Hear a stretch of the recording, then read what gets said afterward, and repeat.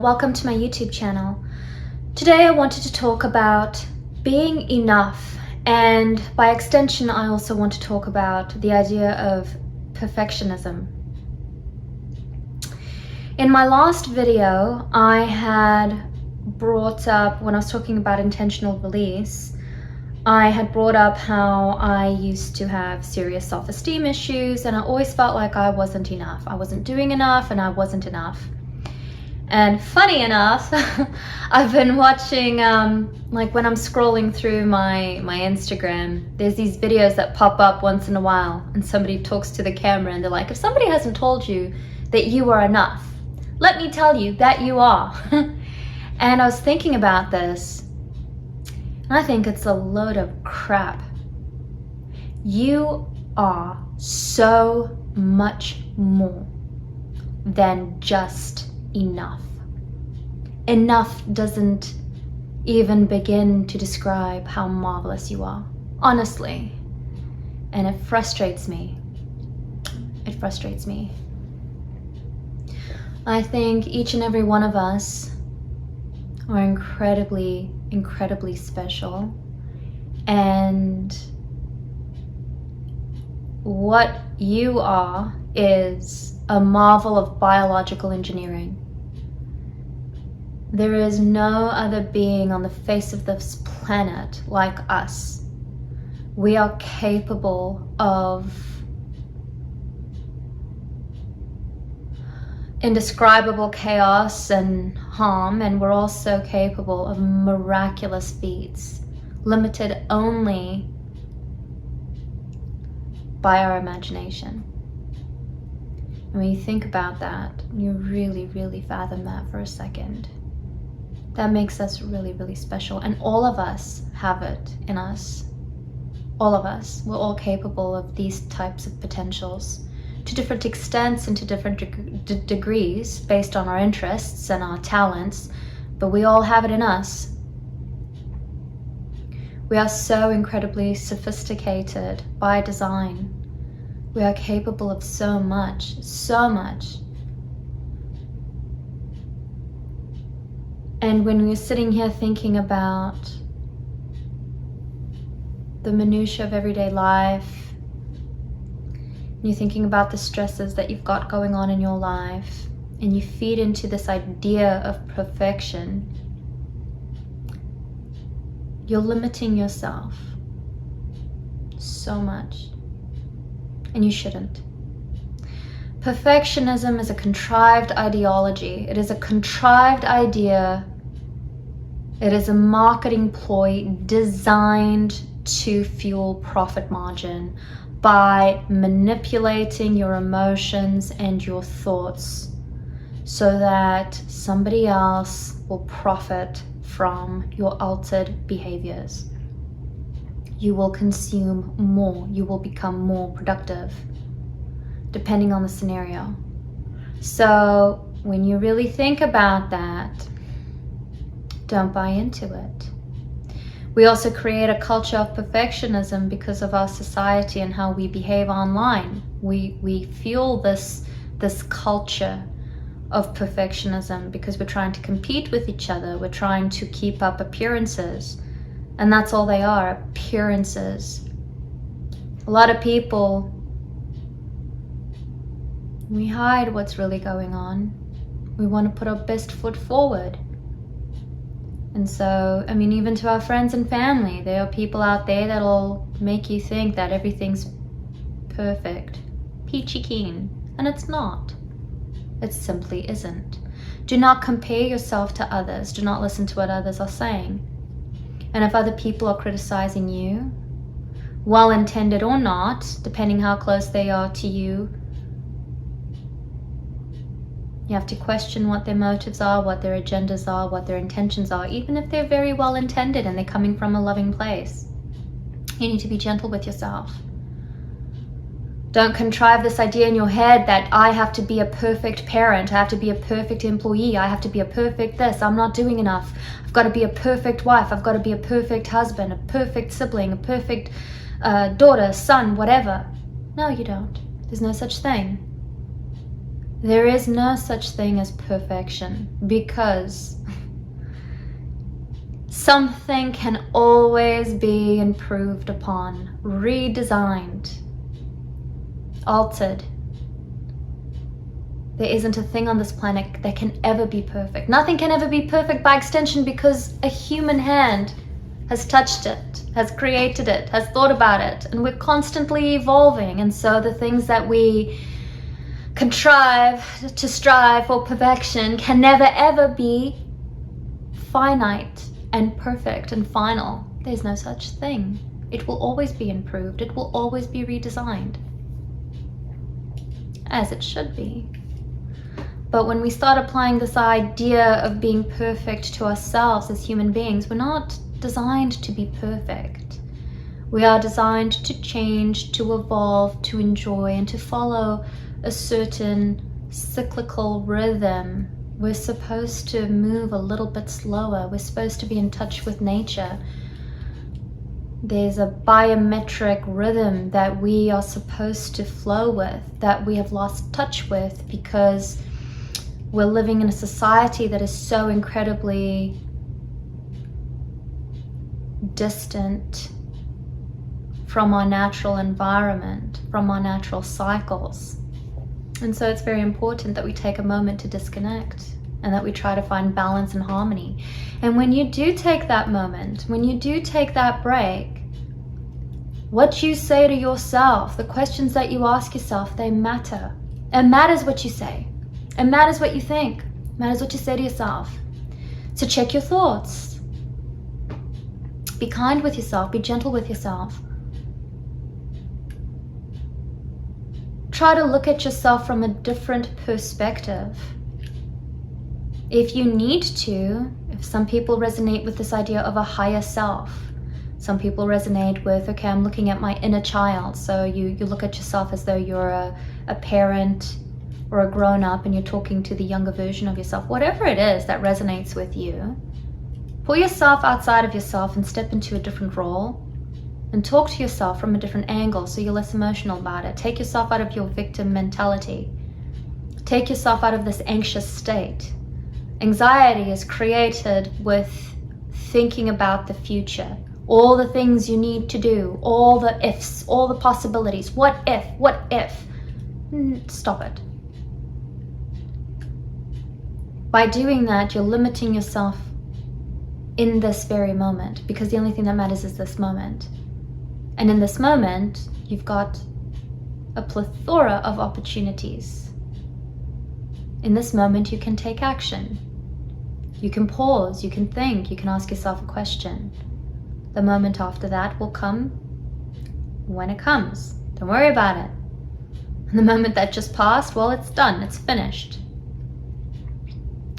So if you can start doing that, take your moment and pause, and be gentle with yourself. Be kind with yourself. Talk gently with yourself. Get all the clutter in your head, get it out. Don't take on what people are saying to you, even if they're your most loved, most trusted people. You know, parents have a lot of regrets. They have their own programming from their parents or from different eras, or they have, you know, they want what's best for you, and sometimes what's best for you in their mind isn't truly what's best for you. You know, we all sort of project what we want, even with good intention, onto the people that we love sometimes. But we all have our own path to live, our own path to carve, our own journey to take. So, you know, you got to think about that, and you need to sit down and evaluate yourself, look at yourself, search your soul, remember all the lovely comments that people gave you, analyze your strengths, think about what you give. Stop playing into this idea that you need to do so much more, that all these things matter. Stop comparing yourself to others. It's going to make you sick. It's going to cause stress, anxiety, can cause other types of mental health disorders. It can cause physical disorders. It's not worth it. You're going to get a stomach ulcer because you're not checking everything off your list. How silly. Why? You know, I think parents and single parents are especially guilty of always having so much anxiety. You know, it's hard raising children and running a household. And we lay it on thick when we make mistakes. That's the whole point. You make a mistake, you pick yourself back up. Don't worry about all the little things that you got to get done. They'll get done. Go spend time with your family and make memories. Make time for your spouse. Let them know how much you love them. Spend time with your children. Don't worry about all the other things. They'll get done. And they don't need to be done right now. If you're an executive, you're working, whatever, you're starting out your career, you're taking on all this stress because you're trying to create a reputation, make a name for yourself. Yes, it's very important. And work can feel very emotional sometimes because we are people and we put ourselves into work and we throw ourselves into it, and we're working with other people, and depending on the culture and the environment in your office, it'll affect you. People will be competitive and all kinds of things. But at the end of the day, it's a business. All they care about is their profit margin. They don't care about you. And so it's very important that you recognize that and you take the time to pause and create balance in your personal life. It's not worth it being a workaholic. It's just not worth it. It's a huge sacrifice to be making. Now, if it's something that you enjoy and you're passionate about and you're not even noticing it and it gives you energy, by all means. But don't sit there feeling small, feeling like you're not enough. Don't do that. It's not worth it. You're working for a machine in a way that only cares about the profit margin, that only cares about the facts, that only cares about the things, doesn't care about you. You have to care about you. And your accomplishments at work are not going to derive a sense of fulfillment. I mean, to a degree it might, yeah, but it's not going to define you as a person. And you could lose your job, and then what? People could get abusive with you at work. Things can happen. Life changes. Life does things. So be very cognizant of your value and your effort when you're at work, and strive for excellence. If you must strive for anything in your life, strive for excellence. Do not strive for perfection. Strive for excellence in all that you do. Absolutely. And be proud of it. Be proud of your accomplishments, however humble. Recognize your value. Take a moment to pause. Love yourself. Look after yourself. Fill up your own cup so that you can fill the cup of others. If you've got nothing in your cup, what are you going to offer others? Nothing. There's nothing.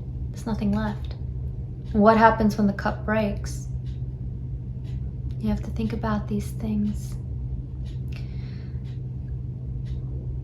So the next time you're sitting there feeling anxious, feeling sorry for yourself, feeling like you haven't been productive, you haven't done enough, you're not enough, you're this, you're that, stop and understand that you are so incredibly magnificent, truly miraculous.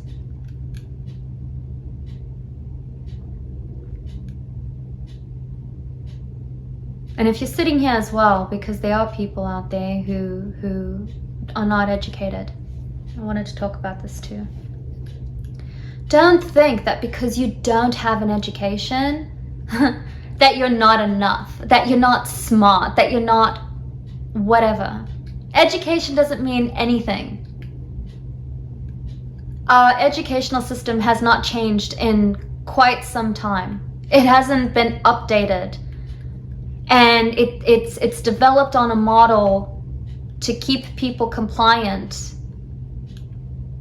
It doesn't even explore all the other types of intelligences and strengths that people have. There are so many different ways that we are intelligent, that we have genius, that we are able to offer special strengths to the world, to contribute to society. There are all types of gifts, and our educational system doesn't explore any of them. Really. They have a little mold, and you gotta operate within this mold. And yeah, okay, it's impressive if you've gone and you're a doctor and you're whatever. Okay, fine, you need that. But even then, that doesn't define who you really are. You could be a genius in one area and be completely lacking in another, and be completely unbalanced. There are people out there like that. There are people who are a little bit more balanced, and they really shine in some areas, and in other areas they're not so good. And that's true for all of us. We all have a wide array of gifts to various degrees that make us truly unique, that make us special. So just because you don't have a conventional education doesn't make you less, doesn't make you not enough, doesn't mean anything, really. It doesn't. I've met incredibly stupid doctors, quite honestly. Incredibly inept. I've met mathematicians that are not able to communicate at all. And I've met people who are street smart that are some of the smartest people I've ever known in my life. I've worked with incredibly intelligent people that don't have an education. Doesn't mean anything. So don't be hung up on it. Don't worry about it. You're magnificent in your own right. And the stories that we tell ourselves, they're either going to help us succeed and shine, or they're going to limit us and keep us small. What you say to yourself matters. What you believe about yourself matters. Your imagination is a fantastic tool. It is your gift. Your dreams are a tool and a gift. Use them. Use them to grow and expand, because you're capable of so much. You have so much potential in you. So much. You're a mom. You stay-at-home mom. You've got one of the hardest jobs in the world if you're supporting your husband while he's out at work doing things, and you're at home raising the children, taking care of the home. It's a very, very difficult job. And it's a beautiful, lovely, necessary job. Stay-at-home parent, whatever. But I'm just saying, don't bash yourself because you're not out there working. It's a beautiful thing to raise a family and to run a home. It's a beautiful thing to work hard and strive towards your goals. It's a beautiful thing to be your true self, to share ideas, to be a dreamer, to be a romantic, to be creative. You're lovely. You're wonderful. You're so much more than just enough. You're not just enough. Enough is nothing. It's nothing to what you are. Honestly, you're so much. And every kindness and every beautiful thing that you do creates a ripple effect. You affect people all around you, those who are closest to you and even strangers. And you probably don't even realize it. You don't even realize it. So, you're so much. You're so much. Take the time to sit down and think. Get rid of the clutter in your head. Don't worry about these lists and this productivity and overextending yourself and all this stuff, and just recognize how special you really, really are. And don't worry about it.